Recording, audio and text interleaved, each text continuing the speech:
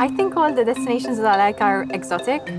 Seychelles is one of the best. My favorite destination, it will be New York. Everyone is awake 24 hours. I do love going to Bangkok. The people are so lovely. 2 hours before the flight, we check in and we go to the briefing room where all crew operating this flight will meet. We start getting to know each other and start preparing for the flight.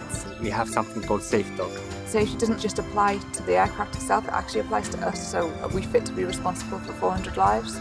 Questions are asked to the crew to make sure that they are up to standard, and all cabin crew, including myself, need to know all the answers. When you get on the plane, you see us more in a service style, but actually safety is our primary concern. If I'm doing the boarding, my major concern is to make sure that the customer is on the right flight. Customers don't understand that. They think that we're just going to show them to their seats, and they just like, I know where I'm going. Great, but it's my responsibility to make sure that you're on the right aircraft. After the boarding is finished, the crew pass the checks and the purser pass the check to the captain that the aircraft is ready for takeoff. We also look for an ABP, able-bodied person. People who can help you open the door in the event of emergency. Someone who's traveling alone, who speaks good English, all those sort of things. However, if he starts asking for double vodka on ice every 15 minutes, scrap the idea. We'll have to look for someone else. The most challenging part of my job, it can be the jet lag. When you wake up and you're freezing cold or you're boiling and you don't know why, and it's because your circadian rhythm's completely out of sync. After 10 years, I can say that my body clock is inexistent. I must be fit, you must be careful what you eat. The best way for me involves being outdoors, being in nature. It's a way to sort of mentally escape.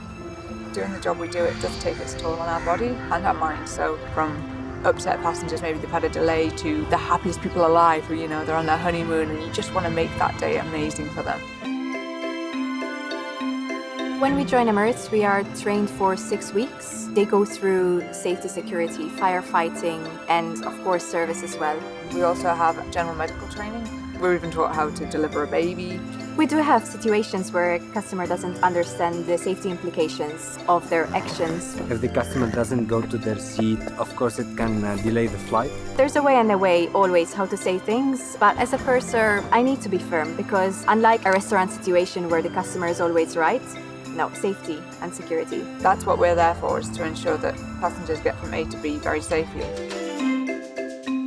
If we have a break on a long flight, it would be in somewhere called CRC, Crew Rest Compartment. We have our own little bunk bed. We can close the curtain. You can sleep, you have the ice system, you can watch movie, you can listen to music. We change into our pajamas. That specifies crew at the back, so just in case we need to go out in the cabin, they know who we are. And we just relax for a bit.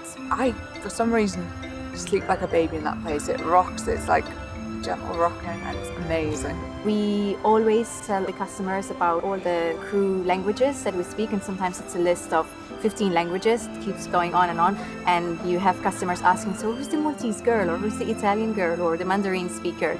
As a kid, I used to fly for vacation. I used to like it. Even now I'm working as a flight attendant. I like it more and more. Sometimes we have to be up at 3 o'clock in the morning, welcoming 300 customers on an aircraft, and we have to have a smile for every single one of them. But then, a few hours later, I'm smiling because I'm on a beach relaxing. The opportunities that this job affords us and the experiences, they're priceless. I've seen places that I've wanted to see, and I've flown to places that I have never heard of before. I have the best job in the world and I would not change it for anything. I genuinely love my job.